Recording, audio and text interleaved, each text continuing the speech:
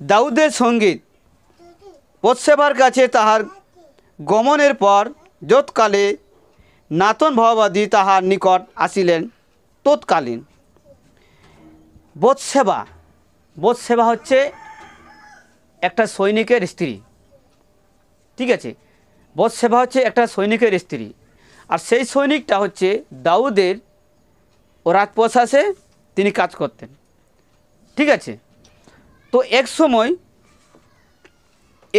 এটা হচ্ছে অনুতাপের প্রার্থনা গীত, অনুতাপ করেছিলেন, ঈশ্বর কাছে অনুতাপ করেছিলেন। অনুতাপটা কীরকম করে করা হয় এখানে দাউদ তিনি এখানে তার সঙ্গে তার প্রার্থনার মাধ্যমে তিনি তা দেখিয়েছিলেন।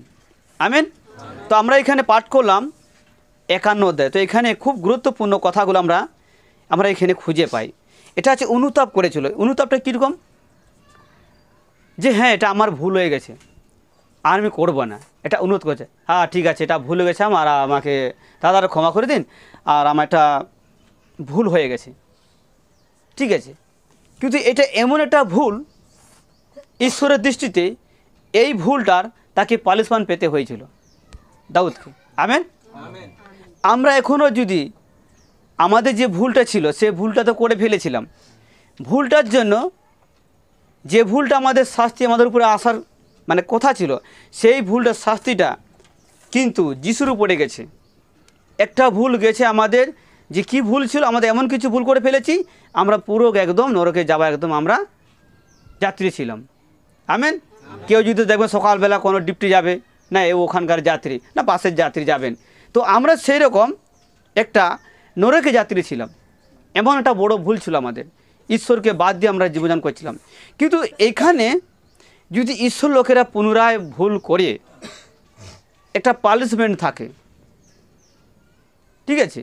ওই ভুল থেকে তো যীশু খ্রিস্টকে দিয়ে দিয়েছে, বলিদান হয়ে গেছে, আমরা মুক্তি পেয়ে গেছি। তারপরে যদি আমরা আবার পুনরায় পাপ করি আর অনুতপ্ত হয়ে যায়, কিন্তু পানিশমেন্ট অবশ্যই হবে। হালেলুয়া। তো সেই দাউদ সেখানে ভুল করেছিলেন, আর সেই তার পানিশমেন্ট সেই পেয়েছিলেন। কিন্তু পানিশমেন্ট পাওয়ার আগে তিনি এই প্রার্থনা করেছিলেন, অনুতাপ। কি অনুতাপ প্রার্থনা করেছিলেন, যে বৎসেবা হচ্ছে অন্য একটা স্ত্রী, ঠিক আছে। তো রাজা দাউদ কী করেছে, সবাই যুদ্ধ গেছে আর সে একাই বাড়িতে আছে, শুয়ে আছে, বিশ্রাম করছে। তো রাজা মশাই সে কী করলো, দাউদ রাজা কী করছে, ছাদে উঠে গিয়ে, ঠিক আছে, পায়চারা করছে, ঘোরাঘুরি করছে। অনেকে দেখবেন ছাদের উপরে উঠে গিয়ে হাত পা এমনি করে, তাই না। তো হঠাৎ সে দাউদের চোখ পুকুর পাড়ের দিকে পড়ে গেল। দাউদ যখন একা আছে, দেখবেন সেখানে যুদ্ধ হচ্ছে, সেখানে পরামর্শ না গিয়ে সে বাড়িতে শুয়ে আছে, তখনই শয়তান বুঝতে পেরে গেছে এবার একে দ্বারা কিছু একটা প্রলোভন দেখিয়ে এ রাজাকে যদি আমি পাপে যদি পতিত করতে পারি, তাহলে পুরো রাজপ্রশাসনটা আমার আন্ডার থাকবে, যেহেতু রাজাকে যদি চালালে পুরোটাই চালাবে। সেই রকম সেখানকারের দাউদ রাজা ছিলেন। তো শয়তান এখানে জানে, শয়তান যদি এই রাজাকে যদি কোনোরকমভাবে পাপে পতিত করে ফেলে দিই, তাহলে কিন্তু রাজপ্রশাসনটা পুরোটাই আমি পরিচালনা করব, এ দাউদ রাজার মাধ্যমে আমি পরিচালনা করব। তো সেই সময়টা শয়তান তাকে তার সুযোগ পেয়ে গেছে, ঠিক আছে। অনেকে দেখবেন রবিবার দিন চার্চে আসতে চাইবে না, আমাকে ভালো লাগে না, আমি একটু বিশ্রাম নেব ঘরে, তখনই শয়তান সুযোগ পেয়ে বসে থাকবে। হালেলুয়া। আমার প্রিয়রা, তো আপনাদেরকে এই জন্য বলি, একটা অনুতাপ, এমন কিছু ভুল করবে না, অনুতাপ করার পরও কিন্তু একটা পানিশমেন্ট আবার চলে আসে, ঠিক আছে। ভুল এটা আলাদা, এই এখনকার যে ভুল পানিশমেন্ট ভুল হবে।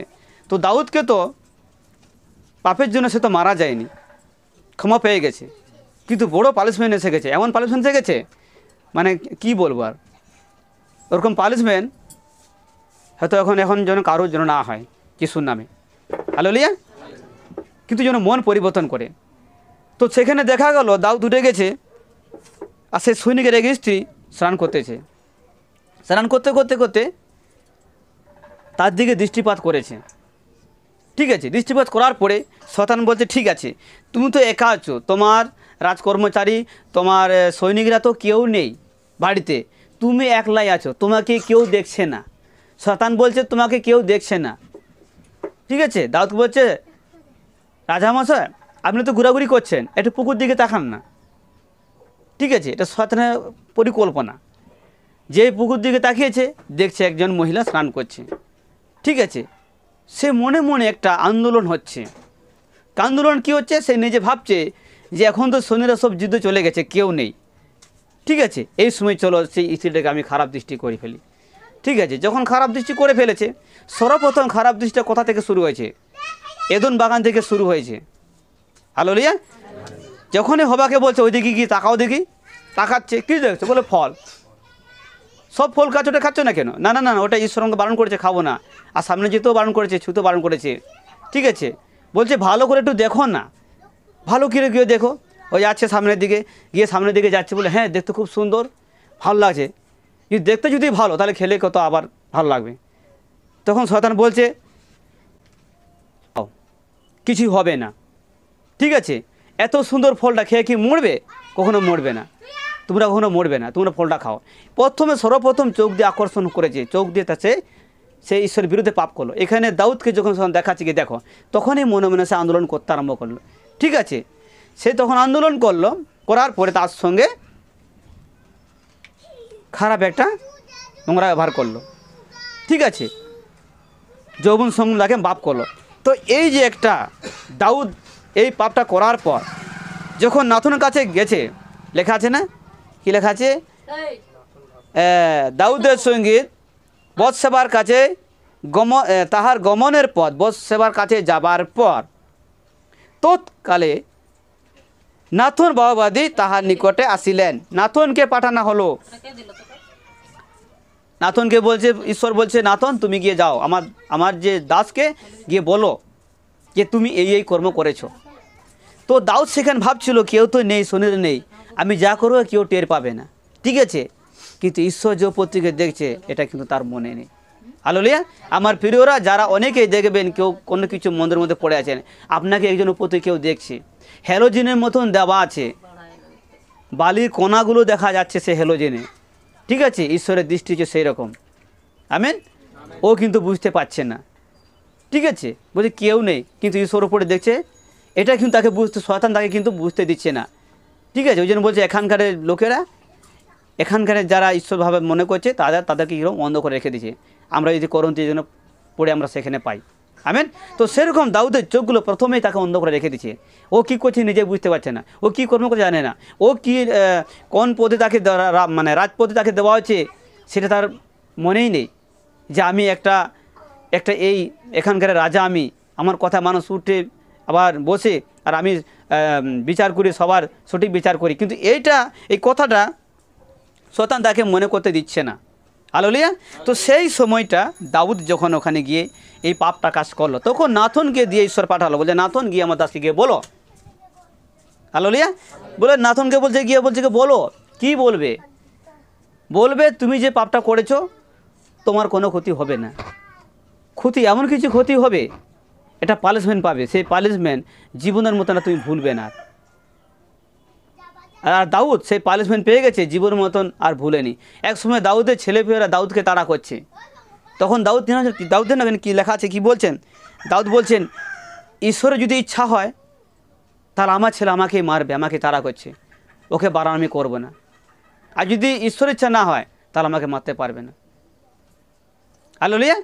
তার ছেলে তাকে দাউদকে তাড়া করছে, সেটা হচ্ছে অন্য ঘটনা বলছি। ঠিক আছে, ওগুলো পরে ঘটনাগুলো হয়ে গেছে। ঠিক আছে, তো তারপরে এখানে এলাম আমি আবার এই প্রার্থনাতে এলাম। একটা শক্তি তাকে দেওয়া হয়, আদম হওয়াকে একটা শক্তি দিয়েছিল, পবিত্র আত্মা তাদেরকে দেওয়া হয়েছিল একটা শক্তি, যেই শক্তি দ্বারায় তারা বুঝতে পারছিল না যারা উলঙ্গ আছে বলে, সেই শক্তি দাউদকে দেওয়া হয়েছিল। আর সেই শক্তি যখনই মনে মনে কুকামনা বাসনা করতে আরম্ভ করেছে ওই মহিলাটার প্রতি, তখন এই শক্তিটা সরিয়ে গেছে, ঈশ্বরের একটা বরদান সেটা সরে গেছে। আমেন। আমার প্রিয়রা, এখানে শিখতে পারবেন একটা বরদান থাকে আমাদের, এই বরদানটা সরে গেলে তুমি সহজে পাপ করতে পারবে, বুঝতে টের পাবে না যে পাপ করেছি বলে। এখানে দাউদের উপরে এই শক্তিটা থেকে সরে চলে গেছে। এটা বরদান, একটা পবিত্রতার শক্তি থাকে, ঈশ্বরের বরদান থাকে, এই বরদান দ্বারা মানুষ পরিচালনা করবে, ঈশ্বরের সেবক থাকবে, নাহলে পারবে না।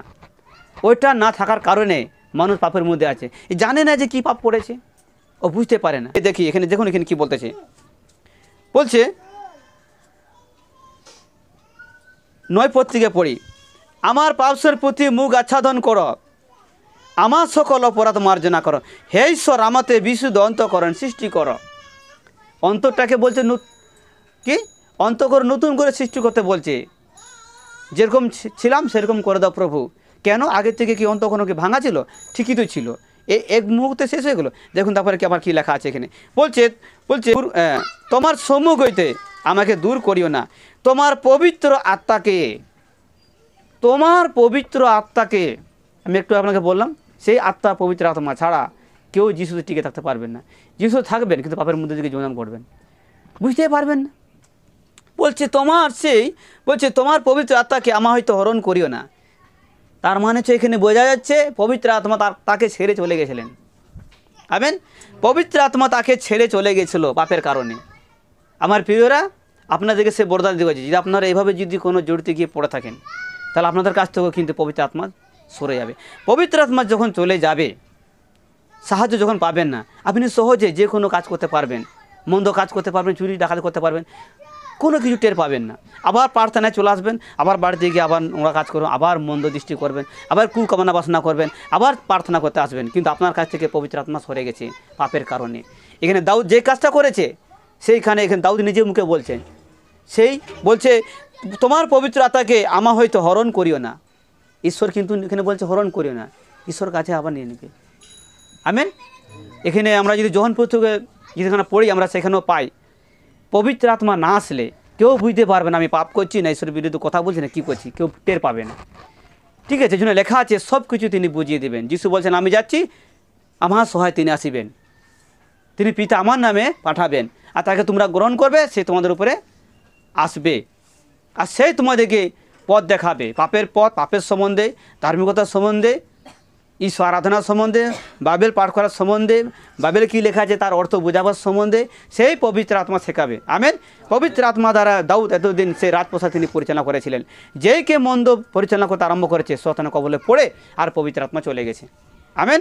আমার প্রিয়রা, তারপরে এখানে দেখি লেখা আছে সম্মুখে আমাকে দূর করিও না, তোমার পবিত্র আত্মা আমার হইতে হরণ করিও না, তোমার পরিত্রাণের আনন্দ আমাকে পুনরায় দাও, তোমার পরিত্রাণের আনন্দ পুনরায় আমাকে দাও, যে উদ্ধারটা পেয়েছিলাম প্রভু সেই উদ্ধারটা আমাকে ফিরিয়ে দাও। আমেন। আমার প্রিয়রা, কেউ যদি সেরকম মধ্যে কোনো জায়গায় পড়ে আছেন বা ঈশ্বরের ভিতরে কোনো ভাব করছেন, তাহলে আপনি প্রার্থনা করুন দাউদের মতন, পানিশমেন্টটা না আসে পড়ে যায়। আমেন। কিন্তু আগে ভয়ানক পানিশমেন্ট ছিল, ভুল করলেই পানিশমেন্ট। আমেন। এখন তো প্রভুকে গ্রহণ করার পরে উল্টা সিধা কথাবার্তা নানা রকম মুখ দিকে বেরোচ্ছে, ঠিক আছে, ভুলভাল বেরোচ্ছে, কিন্তু পানিশমেন্ট হচ্ছে না, কিন্তু পানিশমেন্ট হয়ে যাচ্ছে। কী পানিশমেন্ট হয়ে যাচ্ছে? যত বাক্যগুলো আপনারা যত হৃদয়ের মধ্যে রেখেছেন এগুলো কিন্তু বেরিয়ে গেছে। যদি বাক্যগুলো না বেরিয়েও থাকে তাহলে এই মন্দ চিন্তা, আলোচনা, কথাবার্তা, অহংকার, তিক্ততা এগুলো কোত্থেকে আসে? ভেতরে এগুলো ঢুকলো কী করে? আর বাইবেল এখানে পরিষ্কার লেখা আছে, ও সূচি অবস্থায় লেখা আছে যে ভিতর থেকে যে বাহির হয়, কুচিন্তা, নরহতা, বেবিচার, লোভ, লালসা, ঠিক আছে, মাতলামি, বদমাশি, এগুলো ভিতর থেকে, তখন মনুষ্যকে অসুচি করে। কিন্তু ভেতর থেকে কোনো লেখা আছে তোমার পরিত্রাণ আনন্দ আমাকে পুনরায় দাও, ইচ্ছুক আত্মা দ্বারা আমাকে ধরিয়ে রাখো। কী দ্বারা তাকে ধরে বলছে? ইচ্ছুক, তোমার ইচ্ছা সে আত্মা দ্বারা আমাকে ধরে রাখো, যে আত্মা দ্বারা আমি কখনো আর ভুল কাজ করতে পারবো না। সেই আত্মা দ্বারা আমি ভালো মন্দ বুঝতে পারবো, বিচার করতে পারবো, পাপকে বুঝতে পারবো, আমি কি করতেছি, সারা রাত্রে আমি কি করতেছি না করতেছি, ঠিক আছে, কতক্ষণ পর্যন্ত বাইবেল পাঠ করছি, কতক্ষণ প্রার্থনা করতেছি অন্যের জন্য, কতক্ষণ যারা পাগল হয়ে গেছে, মদ হারিয়ে খায় নষ্ট হয়ে যাচ্ছে, কতজন বেবিচারে পড়ে আছে, কতজন পাপ করতেছে তাদের জন্য কতক্ষণ প্রার্থনা করতেছি, বা আমি নিজেকে কতজন মোবাইলের মধ্যে আমি লেগে আছি, অন্যান্য মুভি দেখে আমি টাইম লস করতেছি। ওই টাইমটা যদি প্রার্থনা করা হয়, আমেন। কালকে আমাদের প্রভু দাস তিনি এসেছিলেন, এইটাই শেখাচ্ছে। ভালো লোককে তোমরা সুসমাচার দিচ্ছ, পাগল, বেবিচার, তার খুনি, ঠিক আছে, যারা বেশ্যা, তাদেরকে সুসমাচার কে দেবে? আমাদেরকেই দিতে হবে। আমেন। এই জন্য এখানে যিশু বলেছিলেন, বলে এমন সময় আসবে বেশ্যা, বেবিচার, খুনি, ডাকাত, মাতলামি, পুঙ্গামি, মিথ্যাবাদী, ঠিক আছে, আর দুষ্টামি, এরাই স্বর্গে চলে যাবে। কেন স্বর্গে যাবে? তারা মন ফেরালেই স্বর্গে চলে যাবে। আমেন। আর ওই সব ব্যক্তিরা যদি একবার মন ফিরিয়েছে, তারা কিন্তু আর ভুল পথে যাবে না। আর ভালো লোকরা যখন কিছু কিছু মন্দগুলো ছেড়ে চলে এসেছে, তারা এদিকে টপক টপক করে আবার ওখানে চলছিল। বলছে আপনারা গিয়ে ওই মাতালদেরকে কথা বলুন, গালাগালি দিল, ওর জন্য প্রার্থনা করুন, এটা নাম লিস্ট করুন। আপনাদের বাড়িতে কতজন মাতাল আছে, আমি আগেও বলেছিলাম, কতজন মদ খায়, কতজন বেবিচারা আছে। বলবেন না বেবিচারা আছে, নাম লিখবেন, এর এই বেবিচারা আছে, এই বদমাশির মধ্যে আছে, এই দুষ্টমি আছে, এত রাগি লোক আছে, এত খুনি আছে। এটা লিস্ট নিয়ে প্রার্থনা করবেন। আমেন। প্রার্থনা, উপবাস প্রার্থনা করবেন। দেখবেন যখন এখানে লেখা আছে, যিশু বলেছে যে অধিক আমাকে প্রেম করে তার অধিক পাপ ক্ষমা হইল। দেখবেন সে একজন পাগল আর যখন ব্যবসা একজন যে বেবিচারী যদি যিশু গ্রহণ করে না, সে অধিক প্রেম করবে। এখানে জন পুস্তক 4 অধ্যায় আমরা পড়ি, সমরের স্ত্রী যে আমরা যদি এখানে পড়ি, ঠিক আছে, তিনি একজন এরকম তিনি বেবিচারের মতন তিনি নারী ছিলেন। ও যখন মন ফিরালো, একটা গ্রামকে সুসমাজে দিয়ে উঠিয়ে নিয়ে এসেছিল যিশুর কাছে। আমেন। সে তাহলে যিশুকে কত ভালোবেসেছে, একটা পুরো গ্রামটাকে, সমরীয় গ্রাম অঞ্চল শহরটাকে পুরো ডেকে নিয়ে এসে যিশুর কাছে, বলে আসো আসো, আমি যা করেছি, যা কিছু করেছি সব কিছু কিন্তু ওই ব্যক্তিটা আমাকে বলে দিয়েছে। তাহলে কি সেই খ্রিস্ট নয় তো এটা? আর এখানে সমরীয় স্ত্রী বলছে হ্যাঁ আমরা জানি খ্রিস্ট পৃথিবীতে আসবেন, আমরা যাহা কিছু করেছি সেই কিন্তু বলে দিতে পারেন। তখন বুঝতে পেরে গেছে যে এই সেই খ্রিস্ট, এইকে সেই খ্রিস্ট নয়, আসুন দেখবেন আসুন। তো আমরা যখন খ্রিস্টকে পেয়ে গেছি, আমরা কতজন এক একটা গ্রামকে আমরা নিয়ে আসতে পারছি, কিন্তু একটা আত্মাকেও পাচ্ছি না। 5 বছর 10 বছর 6 বছর 1 বছর হচ্ছে একটা আত্মাকে আমরা যোগাতে পারছি না। হালেলুয়া। তো আমি ওই জন্য কী করি, আমি শুক্রবার দিন ফার্স্ট আমি বলেছিলাম, আমি রাগ ক্রোধটা কাকে দেখাবেন? প্রভুকে কারা ক্রোধটা দেখান তো, কীরকম রাগ ক্রোধ দেখাবেন? যারা ভিডিওটা দেখেছেন গতকালের ভিডিওগুলো দেখাবেন, ঠিক আছে? আমি এমন রাগ ক্রোধ হয়ে গেছি, একদম মাঠের দিকে চলে গেছি, একদম ব্যাগ নিয়ে ট্রাস নিয়ে ছোটো ছোটো বই নিয়ে চলে গেছি, ঠিক আছে? একজন মাটি কাটছে ভাই, তার কাছে গিয়ে চলে গেছি। এরকম রাগ দেখান। এমন কিছু রাগ আছে, উল্টা সিধা রাগ আছে, সেগুলো হচ্ছে মানে কি বলবো, ওটা মানে শতান থেকে সেগুলো রাগগুলি আসে। কিন্তু ঈশ্বর থেকে যেগুলো রাগগুলো আসে না, আমি বাড়িতে আছি, চলো ওখানে গিয়ে আমি 2-3 জনকে আমি কিছুর কথা বলে দিয়েছি, ঠিক আছে? রাগের কথা মনে হচ্ছে কি, বিনা যারা বাজায় না, ঢোল বাজায়, রাগ আছে না, যার বেশি রাগ সে সুন্দর বাজে। রাগ মানে বুঝছো, রাগ মানে কি, এর রাগ কঠিন আছে, এর রাগটা ভালো করে মনে করবেন। এর রাগের কথা হচ্ছে একটা, রাগ মানে সুন্দর, যে এই বিনাটার রাগটা দারুণ আছে না, বলে রাগ সুন্দর বাজে। সে এত সুন্দর বাজে অনেক মানুষকে মোহিত করে ফেলেছে, খুশি করে ফেলেছে। আমেন। প্রভুতে এমন কিছু রাগ করুন, নতুন নতুন নাতাদেরকে জয়েন করুন যিশুর সঙ্গে, মণ্ডলীর সঙ্গে। আমেন। আর আবার কিছু রাগ আছে, সে রাগটা আবার আলাদা। এমন কিছু রাগ আছে, যা কিছু খেয়েছিলাম, আত্মার খাদ্য খেয়েছিলাম, ওগুলো সব বেরিয়ে চলে যাচ্ছে, এমন একটা রাগ আছে। আমি এখানে অনেকেই দেখি, বিশ্বাসীকে অনেকে হয় থাকে, এমন কিছু রাগ করেছে মণ্ডলী আসবে না, ওই বাড়িতে বসে থাকে, আমার মুড আজকে ভালো না, আমি যাব না, রাগ করেছি, ঠিক আছে? কিন্তু ওরকম রাগ কিন্তু ঈশ্বর পছন্দ করে না। আমেন। তো আমরা এখানে কি বুঝতে পারলাম, পবিত্র আত্মা মেন জিনিস। হালেলুয়া। প্রথম আদম হওয়ার কাছ থেকে পবিত্র আত্মা সরে গেছিলো। যখন পবিত্র আত্মা যখন সরে গেছে, তারা মন্দ ছাড়া ভালো কিছু বুঝতে পারছে না। হালেলুয়া। আমার প্রিয়রা, এখানেও দাউদ যখন পাপ করলো, এখানে দাউদ নিজে প্রার্থনা করেছেন, তোমার পবিত্র আত্মা আমার হাতে হরণ করিও না। আমেন। পবিত্র আত্মা যখন আমরা বিশ্বাস করি না, পবিত্র আত্মা আমাদের কাছে গাইড করে। আমেন। দেখবেন কোনো ফ্যাক্টরিতে যদি কেউ জয়েন্ট হয়ে যায়, তাকে ফলো করার জন্য এটা এখন ড্রেস দেওয়া হচ্ছে। আমেন। যে কোনো বাচ্চা মানুষ যখন বলবে ও এই লোকটা না ফ্যাক্টরিতে কাজ করে, আমেন, সে ড্রেসটা তাকে ফলো করছে, ও যেদিকে যাবে ড্রেসটা যাচ্ছে। কিছু হলে কোম্পানিকে ফোন লাগাতে হবে, আপনার লোক অ্যাক্সিডেন্ট হয়েছে, মারা গেছে, তো টাকা দিতে হবে। কাকে ধরবে? কোম্পানির লোক, ঠিক আছে? বলেছে বাড়িতে না পৌঁছে পর্যন্ত ড্রেসটা খুলবে না। আমেন। এটা ইনফর্ম দেওয়া হয়েছে। হালেলুয়া। আমাদেরকেও সেরকম পবিত্র আত্মা দেওয়া হয়েছে। পবিত্র আত্মাকে গ্রহণ করো, তাকে অ্যাকসেপ্ট করো যে পবিত্র আত্মা আছে। পবিত্র আত্মা যখন কাজ করবে না, বুঝতে পারা যাবে এটা মনে হয় ঈশ্বর দৃষ্টিতে ভুল কাজ করছে, এটা ঠিক করা নেই, এটা করতে নেই, ভালো নেই, ঠিক আছে? ঈশ্বর দেখছে, ও কিন্তু করলো না। আরেকজন বলছে আরে এটা ছোটোখাটো কী হবে, নিয়ে নিই। এখানে 2 জন ব্যক্তি আছে, একজন পবিত্র আত্মা পরিচালনা হচ্ছে, আর একজন পবিত্র আত্মা পরিচালনা হচ্ছে না, সুযোগ দিচ্ছে না, পবিত্র আত্মাকে কাজ করার জন্য সুযোগ দিচ্ছে না। আরেকজন বলছে না আমি এই কাজটা করবো না। কেউ না দেখো, ঈশ্বর কিন্তু দেখতেছে। Amen, hallelujah. ঈশ্বর কিন্তু দেখতেছে। সেই জন্যে পবিত্র আত্মা দ্বারা যারা পরিচালিত তারা কিন্তু যাবে বটে, কিন্তু পাপ করার জায়গায় কিন্তু পাপ করতে পারবে না। আমেন, সেই আবার সেই বেরত আসবে। Amen, hallelujah. এই বাক্য প্রত্যেকে আমাদেরকে আশীর্বাদ করুন। প্রার্থনা করি। স্বর্গের মহান ঈশ্বর প্রভু, তোমায় ধন্যবাদ করি। সত্যি প্রভু গো, এই দাউদের জীবন থেকে নাথন এবং বেতশেবা যে প্রভু গো, এই তিনজনের ব্যক্তি থেকে আমাদেরকে একটা বিশাল একটা সৌন্দর্য শিক্ষা দিলে প্রভু।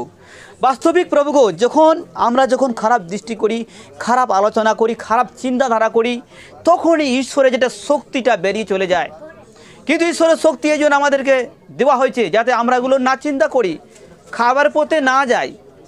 তিনি আমাদের পথের আলো, আমাদের সে মার্গ নিয়ে আমাদেরকে সে মার্গে সুন্দর পথে আমাদেরকে পরিচালনা করে। প্রভু গো, আমাদেরকেও সেই পুনরায় তোমার পবিত্র আত্মা দ্বারা আমাদেরকে পরিপূর্ণ করো। সে সহায় তুমি আমাদেরকে দাও, যেভাবে প্রভু সে দাউদ তোমার কাছে চেয়েছিল। আমরা যদি প্রভু গো কোনোরকম এরকম কোনো অন্যায় যদি করে থাকি বা কোনো ভুল ত্রুটি করে থাকি, জানতে সেগুলো ক্ষমা করে আমাদেরকে সেই পবিত্র আত্মা দাও, যে পবিত্র আত্মা দ্বারা প্রভু আমরা সব কিছু বুঝতে পারবো, ভালো মন্দ আমরা বিচার করতে পারবো, নিজেকে নিজে আমরা আবিষ্কার করতে পারবো। আমি কে, আমি কার কাছে এসেছি, আমাকে কে স্বাধীনতা দিয়েছে, কে পাপ থেকে উদ্ধার করেছে, আমি বা কে, আমি কোথায় ছিলাম, কোথায় এলাম, কোথায় বা যাব বা কোথায় যেতেছিলাম। এই বিষয়গুলো জানার জন্য পবিত্র আত্মা আমাদেরকে তুমি জ্ঞান দাও। হলি স্পিরিট, পবিত্র আত্মা তুমি আমাদের মাঝে এসো, আমাদের কাছে বসবাস করো। তোমার পবিত্র আত্মা সেই জল সেচন করো। হলি স্পিরিট, হালেলুয়া। ও প্রভু যিশু নামে পবিত্র আত্মা আমাদেরকে দাও, বুঝতে সাহায্য করো প্রভু গো। আমরা যখন এখান থেকে যখন বাড়ি ফিরবো, বাড়িতে গিয়ে কী করা কর্তব্য সেটা আমাদেরকে জানিয়ে দাও। আমরা সারাদিন কীভাবে জীবনধারা করবো সেটা আমাদেরকে বুঝিয়ে দাও। হলি স্পিরিট, পবিত্র আত্মা আজকে বিশ্রাম আর পালন করতেছি, এর বিশেষ গুরুত্বপূর্ণটা কি, কেন আমরা বিশ্রাম আর পালন করতে চাইছি আমরা। ও প্রভুকে এগুলা সম্পূর্ণভাবে আমাদেরকে বুঝতে সাহায্য করবেন একমাত্র পবিত্র আত্মা। হলি স্পিরিট, আমরা তোমাকে আহ্বান করি। আমার হৃদয় সব প্রভু গো, এখানে উপস্থিত প্রত্যেকেই ভাই বোনদের উপরে তুমি এসো প্রভু। পবিত্র আত্মা ছাড়া আমরা কোনো কিছু করতে পারবো না প্রভু। তুমি বলেছো আমার বিনা তোমরা কোনো কিছু করতে পারবো না। হলি স্পিরিট, আমার এখানে প্রিয় বিশ্বাসীরা যারা এখানে আছে প্রভু, প্রত্যেকে তুমি আশীর্বাদ করো প্রভু গো। তাদের সঙ্গে পিতা সহবর্তী হও, তাদেরকে তোমার সেই পথে চালাও, তাদেরকে তোমার সঠিক পথে পরিচালনা করো। পবিত্র আত্মা তাদেরকে পথ দেখাও, আমাদেরকে পথ দেখা প্রভু। প্রভু আমরা দাউদের মতন কোনোরকমভাবে যখন একলা থাকি, কোনোরকম কোনো নোংরা চিন্তা না করি প্রভু গো। যে একটা বাজে চিন্তার কারণে দাউদকে প্রভু গো সেই পবিত্র আত্মা ছেড়ে চলে গেছিলো, তোমার শক্তি বেরিয়ে এসে গেছিলো, আর তখনই সেটা পানিশমেন্ট পেয়ে গেলো প্রভু গো। তার বাচ্চা প্রভু মারা গেল, একটা পানিশমেন্ট সে দাউদ পেয়ে গেল প্রভু গো। আমাদের উপরে এমনি যেন পানিশমেন্ট প্রভু না আসে। ও প্রভু গো, সমস্ত পানিশমেন্ট তুমি দূর করে যিশুর নামে আমাদের ভুলগুলো তুমি ক্ষমা করো। আমরা তোমার কাছে নত জানু হয়ে তোমার কাছে বিনতি করছি সে দাউদের মতন প্রভু। আমাদেরকে তুমি ক্ষমা করো প্রভু, দয়া করো প্রভু গো, কৃপা করো প্রভু। এখানে উপস্থিত যতজন মণ্ডলী বিশ্বাসীকে আশীর্বাদ করো প্রভু, তোমার রাস্তায় পরিচালিত করো, তাদেরকে শিক্ষা দাও প্রভু, তোমার আত্মা ঢেলে দাও প্রভু। এই মণ্ডলীকে তুমি আশীর্বাদ করো, এই মণ্ডলীকে প্রভুকে বৃদ্ধি পেতে তুমি সাহায্য করো প্রভু গো। আমাদের যেখানে যেখানে ভাই বোনেরা প্রভু যারা আছে আরাধনা করছে আজকে বিশ্রাম বাড়ি, তাদেরকেও তুমি আশীর্বাদ করো, তাদেরকে সেই ভুলগুলো বুঝতে সাহায্য করো। সেই পবিত্র আত্মা তুমি তাকে ঢেলে দাও প্রভু গো, আশীর্বাদ করো প্রভু গো। যখন প্রভু আমরা সেই অনুতাপ্ত করতে পারি, দাউদ তিনি অনুতাপ যখন করলেন, পুনরায় তার আবার রাজপ্রসাদ আবার সে মজবুতি হলো, তাকে তিনি আশীর্বাদ করলেন। ও প্রভু আমাদেরকে পুনরায় আশীর্বাদ করো, আমাদের জীবনকে আশীর্বাদ করো, আমাদের পরিবারগুলো যেন উদ্ধার পায় প্রভু গো, আমাদের পাড়া প্রতিবেশীরা যেন উদ্ধার পায় প্রভু গো। তুমি সেই বরদান আমাদেরকে দাও, সুসমাচারের বরদান আমাদেরকে দাও প্রভু গো। আমরা যেন মানুষের কাছে গিয়ে যেন তোমার সুসমাচার প্রচার করতে পারি। তুমি যে একমাত্র মৃত্যুঞ্জয় তার জন্য মানুষকে বলতে পারি, তুমি সমস্ত মানব জাতির জন্য তুমি মৃত্যুবরণ করেছো তার জন্য সেই যে কথাগুলো বলতে পারি। আমাদেরকে শক্তি সামর্থ্য সেই বরদান আমাদেরকে ভরে দাও তোমার জীবিত যিশুর নামে। হে স্বর্গের নিবাসী পিতা, এদেরকে তুমি আশীর্বাদ করো, সঙ্গে তাকে পিতা সহবতীয় বিশ্বাস করে প্রভু প্রার্থনা শুনলেই তোমায় ধন্যবাদ করি। ধন্যবাদ, গৌরব, মহিমা সব তোমায় দিয়ে প্রার্থনা তোমার একমাত্র প্রিয় পুত্র নাসরেত জীবিত যিশুকে নামে চাইলাম, দয়া করে শ্রবণ গ্রাহ্য করো। Amen, amen. Hallelujah, hallelujah, hallelujah, amen. প্রভুর মহিমা গৌরব জয় জয়কার। আমেন। পথে জয় যিশু, জয় যিশু। হালেলুয়া।